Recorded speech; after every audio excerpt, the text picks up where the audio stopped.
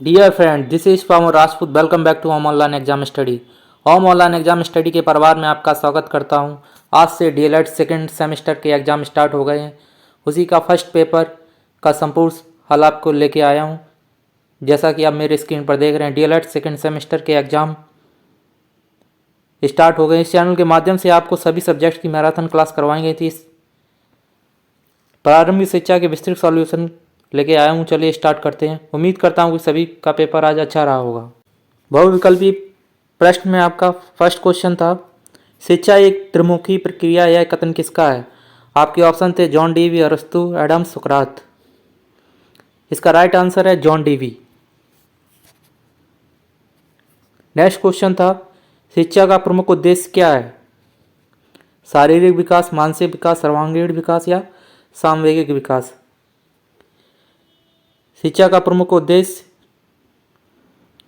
क्या है? सर्वांगीण विकास करना, बालक का शारीरिक, मानसिक, बौद्धिक विकास करना। तो सेकंड का राइट आंसर क्या है? सर्वांगीण विकास करना। शिक्षा का प्रमुख उद्देश्य क्या था? सर्वांगीण विकास करना। नेक्स्ट क्वेश्चन है, प्रश्नोत्तर विधि के जनक कौन थे?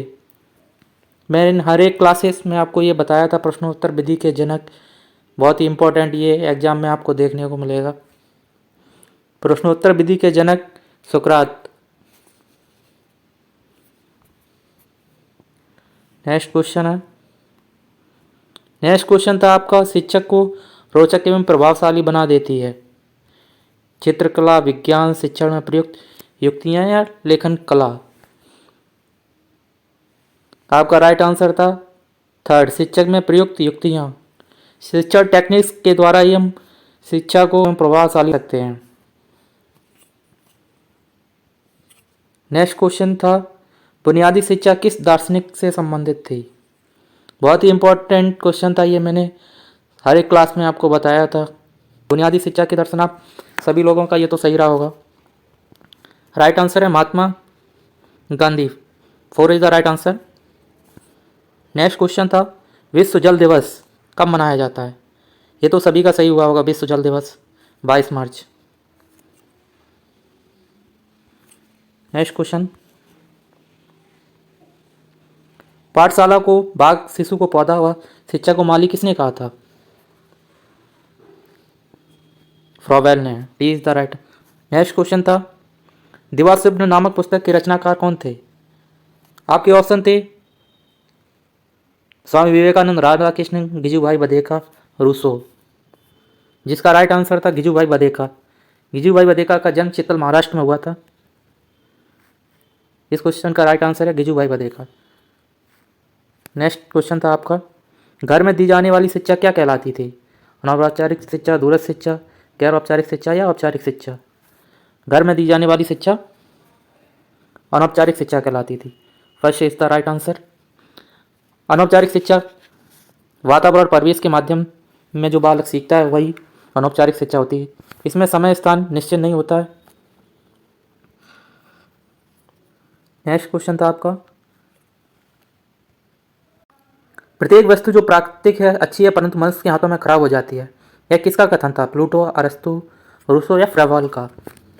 इसका राइट आंसर था रूसो। थर्ड इसका राइट आंसर था। आप मुझे कमेंट के माध्यम से बताइए आपने क्या राइट आंसर लगाया था। 10 का राइट आंसर है रूसो। रूसो ने एक प्रसिद्ध पुस्तक है रूसो की अमील। अमील रूसो के द्वारा लिखी गई पुस्तक थी। नेक्स्ट क्वेश्चन था, प्रोजेक्ट विधि किस दर्शन के प्रमुख विधि मानी जाती है? यथार्थवाद, प्रकृतिवाद, आदर्शवाद या प्रयोजनवाद? आपका राइट आंसर था D is the right answer, प्रयोजनवाद। नेक्स्ट क्वेश्चन था आपका, मूल प्रवृत्ति सिद्धांत किस दर्शन पर आधारित है? आपके ऑप्शन थे प्रकृतिवाद, आदर्शवाद, यथार्थवाद या सांख्य दर्शन। मूल प्रवृत्ति सिद्धांत आदर्शवाद पर आधारित दर्शन है। सेकंड राइट आंसर था इसका। नेक्स्ट क्वेश्चन था, मूल हमारे व्यवहार को क्या करते हैं? दर्शित करते हैं, प्रदर्शित करते हैं, नियंत्रित करते हैं या उपयुक्त सभी? इसका उपयुक्त सभी आंसर है, सही है, D is the right answer. ये सभी मूल के व्यवहार के अंतर्गत आते हैं। नेक्स्ट क्वेश्चन था आपका, मकतब शब्द किस स्तर की शिक्षा से संबंधित है? आपके ऑप्शन थे प्राथमिक स्तर, माध्यमिक स्तर, उच्च स्तर, उपयुक्त सभी। जिसका राइट आंसर था प्राथमिक स्तर। तब में बालक क्या करता था? लिखना पढ़ना सीखता था, जहाँ अक्षर ज्ञान के साथ धार्मिक शिक्षा भी दी जाती थी। नेक्स्ट क्वेश्चन है, आदर्शवाद श्रेष्ठ योगदान किस क्षेत्र में है? आदर्शवाद का श्रेष्ठ योगदान किस क्षेत्र में था? ऑप्शन थे शिक्षक, विधि, उद्देश्य, पाठ्यक्रम, बालक। इसका राइट आंसर था सेकंड, उद्देश्य। आदर्शवाद का प्रमुख उद्देश्य योगदान उद्देश्य में था।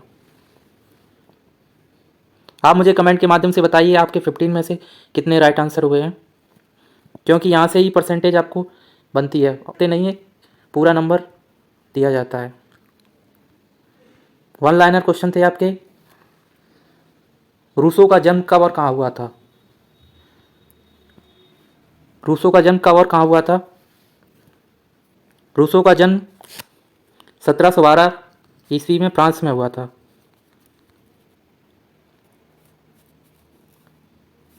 रूसो का जन्म 1712 ईस्वी में जिनेवा में हुआ था। रूसो को फ्रांस की क्रांति में इनका बहुत ही बड़ा योगदान था। फ्रांस की क्रांति में रूसो का बहुत बड़ा योगदान था। वन लाइनर था, वन लाइनर में केवल इतना ही लिखना था आपको, उसका जन्म और कहाँ हुआ था। नेक्स्ट क्वेश्चन था, सत्यम शिवम सुंदरम किस दर्शन का आधार वाक्य है? सत्यम शिवम सुंदरम, सत्य, शिव, शुभ और सुंदर, यह प्रसिद्ध शिवनंदन नौटियाल की रचना थी। यह आदर्शवाद का आधार वाक्य है, आदर्शवाद पर यह आधारित था। तो आपको इसमें लिखना था सत्यम शिवम सुंदरम आदर्शवाद का आधार वाक्य था।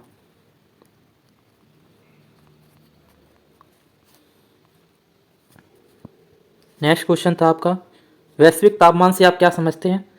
संक्षिप्त में समझाइए। वैश्विक तापमान हमारी धरती के औसत तापमान में होने वाली वृद्धि को ही हम वैश्विक तापमान कहते हैं। ऐसे आपको लिखना था, वायुमंडल में ग्रीन हाउस गैसें जैसे CO2 आदि के कारण होने वाली वृद्धि ही वैश्विक तापमान में वृद्धि का प्रमुख कारण है। नेक्स्ट क्वेश्चन था आपका, मूल का क्या अर्थ है? किसी विद्वान की परिभाषा दीजिए। तो मूल का क्या अर्थ है आपने सभी ने लिख ही दिया होगा। मूल व्यक्ति के व्यवहार को प्रदर्शित करते हैं। नेक्स्ट क्वेश्चन था आपका, पर्यावरण शब्द किन दो शब्दों से मिलकर बना है? पर्यावरण परि प्लस आवरण, दो शब्दों से मिलकर बना है। परि का अर्थ होता है चारों, आवरण का होता है घेरे हुए। जो अपने चारों ओर के वातावरण को घेरे हुए है उसी को हम पर्यावरण कहते हैं। स्वामी विवेकानंद जी के बचपन का नाम पूछा गया था। स्वामी विवेकानंद जी के बचपन का नाम क्या था? तो नरेंद्र नाथ इनके बचपन का नाम था, नरेंद्र नाथ। और उनके पिता का नाम विश्वनाथ था।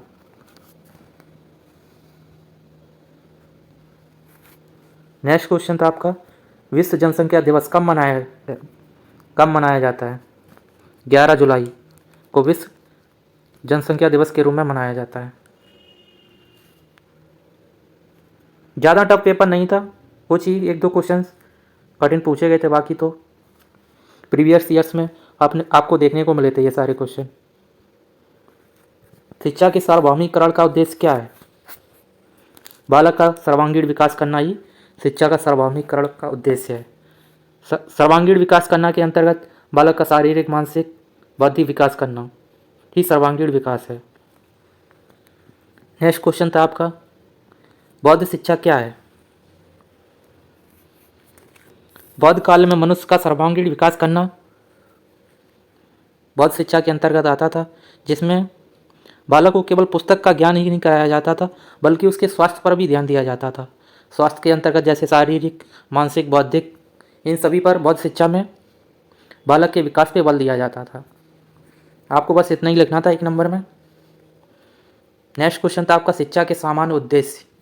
ये तो सभी ने लिख ही दिया होगा, शिक्षा के सामान्य उद्देश्य क्या होते हैं? ज्ञान में वृद्धि करना शिक्षा का उद्देश्य होता है, शारीरिक विकास, जीविकोपार्जन का उद्देश्य, सांस्कृतिक उद्देश्य, नागरिकता का उद्देश्य, ये सभी शिक्षा के उद्देश्य के अंतर्गत आते हैं। नेक्स्ट क्वेश्चन था आपका, औपचारिक शिक्षा की कोई एक विशेषता बताइए। औपचारिक शिक्षा से रिलेटेड क्वेश्चन अभी बहुविकल्पी में पूछा गया था। औपचारिक शिक्षा वह शिक्षा होती है जिसमें समय, अध्यापक, स्थान आदि निश्चित नहीं होता है। इसको हम क्या कहते हैं? अनौपचारिक शिक्षा कहते हैं। और औपचारिक शिक्षा क्या होती है? जिसमें समय, स्थान, अध्यापक निश्चित होता है, जैसे कि विद्यालय हो गया आपका। ये सभी औपचारिक शिक्षा के अंतर्गत आते हैं। अगला क्वेश्चन था आपका, शिक्षा के प्रभावी कारकों का नाम बताइए। शिक्षा के कौन कौन से प्रभावी कारक हैं, ये आपको बताना था। नेक्स्ट क्वेश्चन था आपका, जनसंचार के 4 साधनों का नाम लिखिए। जनसंचार के 4 साधन, कंप्यूटर, रेडियो, मोबाइल, फैक्स, डाक सेवा, ये सभी जनसंचार के साधन के अंतर्गत आते हैं। आपका अगला क्वेश्चन था, प्रदूषण का अर्थ लिखते हुए इसके प्रकारों का नाम बताइए। प्रदूषण तो आप कक्षा 5 से ही पढ़ते आ रहे हैं प्रदूषण के बारे में, ये तो सभी ने लिख दिया होगा, और इसके कितने टाइप्स होते हैं वो भी लिख दिए होंगे। वायु, जल, मृदा के भौतिक, रासायनिक, जैविक गुणों में होने वाले परिवर्तन को ही प्रदूषण कहते हैं। जल प्रदूषण, वायु प्रदूषण, ध्वनि प्रदूषण। आपका अगला क्वेश्चन था, टैगोर को किस धारणा में विश्वास था। टैगोर को मातृभाषा पर विश्वास था, मातृभाषा पे बल दिया था उन्होंने। बालक को उसकी मातृभाषा, मदर टंग के माध्यम से बच्चे का सर्वांगीण विकास किया जाए। टैगोर ने मातृभाषा पे बल दिया था कि मदर टंग के माध्यम से बच्चों का सर्वांगीण विकास करना चाहते थे, इनका प्रमुख उद्देश्य था। इसके बाद आते हैं वन लाइनर, आपके खत्म हो जाते हैं। वन लाइनर में कितने क्वेश्चन सही रहे आप हमें कमेंट के माध्यम से बताइएगा। लघु उत्तरीय प्रश्न, शिक्षा में प्रगतिवाद के योगदान का मूल्यांकन कीजिए, पूछा गया था। विद्यालय को शिक्षा का प्रभावशाली साधन किस प्रकार बनाया जा सकता है, स्पष्ट कीजिए। जलवायु परिवर्तन से आप क्या समझते हैं, जलवायु में कैसे परिवर्तन हो रहा है, इस पर लिखना था। शिक्षा में जनसंचार की क्या भूमिका है, कंप्यूटर, मोबाइल, फैक्स, डाक सेवा, ये सभी के बारे में लिखना था। इसमें क्या आपके जीवन में किस प्रकार से ये भूमिका रखते हैं। प्रगतिवाद में पाठ्यक्रम किस प्रकार का होना चाहिए। शिक्षा के प्रभावीकरण के रूप में समाज की विवेचना के बारे में लिखना था। जल संरक्षण क्यों आवश्यक है वो बताना था। मॉन्टेसरी पद्धति के सिद्धांतों को लिखना चाहिए था। मॉन्टेसरी पद्धति में क्या बालकों के करके सीखने पर बल दिया गया था। औपचारिक एवं अनौपचारिक शिक्षा में अंतर करना था। सामाजिक एवं सांप्रदायिक सौहार्द क्यों आवश्यक है, इसके बारे में आपको लिखना था। पेपर सिंपल था, बस आपको वन लाइनर में उतना ही लिखना था जितना पूछा गया था। आप मुझे कमेंट के माध्यम से बताइएगा कि आपके 15 ऑब्जेक्टिव और 15 वन लाइनर में से कितने सही हुए हैं। सेकंड पेपर का सॉल्यूशन आपको नेक्स्ट वीडियो के माध्यम से मिल जाएगा। यदि आप हमारे चैनल पर नए हैं तो चैनल को सब्सक्राइब कर लें, जिससे कि आने वाले वीडियोज़ के नोटिफिकेशन आपको मिलते रहें। चलिए मिलते हैं अपने नेक्स्ट वीडियो में। Thanks for watching to my channel.